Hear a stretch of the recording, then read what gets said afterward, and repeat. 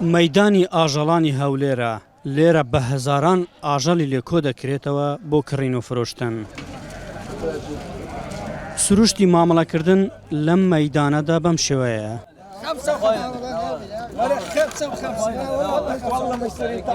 کڕیار و فرۆشیار بە نێوەندگیری دەڵاڵەکە پێک دێن. دواتر ئاژەڵەکان دەبرێنە قەپان بۆ زانینی کێشی ئاژەڵەکە، چونکە بە کیلۆ دەفرۆشرێت. دواتر فرۆشیارەکە وەسڵەکە دەباتە لای نووسینگەی دەڵاڵەکە بۆ وەرگرتنی پارەکەی.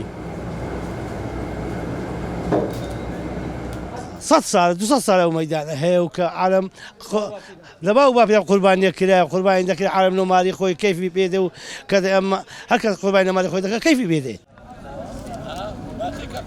بژێوی ژیانی نزیکەی 1000 کەس لەسەر ئەم بازاڕەیە وەک دەگوترێت و ڕۆژانەش نزیکەی 10,000 ئاژەڵ دێتە مەیدانەکە بۆ کڕین و فرۆشتن.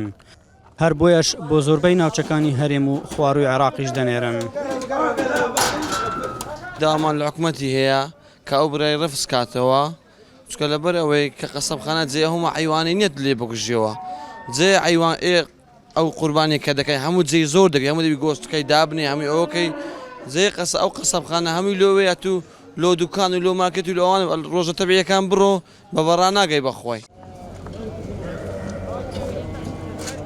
ئاژەڵەکان لە کاور و بەرخ و مەڕ و گۆل کۆچێل و جوانەگا و بەرام پێکهاتوون. فرۆشتنەکەشی بە کیلویە، کیلوی تا 6,000 دینار دەفرۆشرێت. ئێستا خەڵک زەرەر دەکات قانون ناکە ئەوەی بە خێوی کردیە، چکە جۆ گرانە عەلەب گرانە، ئەو حیوانەشی خۆمان نییە هەمووی لە دەرەوە دی، ئەگەر لە دەرەوە نەبی هەر لێرە کیلۆی گۆشتی دەبتە 40,000 وەڵڵا نییە، هەمووی لە خارجی لە جۆرجیای دێ، لە ئەرمینیای دێ، لە ئەمریکای دێ، لە سووریای دێ، لە ئێران دێ، لە تورکیای دێ. ئەم مەیدانە لە کاتژمێر 4 بەیانی تا 12 نیوەڕۆ دەکرێتەوە. ئاژەڵەکان لە وڵاتانی سووریا و ئێران و ئەرمینیا و جۆرجیا لەگەڵ ئاژەڵە نێوخۆیەکانی هەرێمی کوردستان دێنە مەیدانەکە.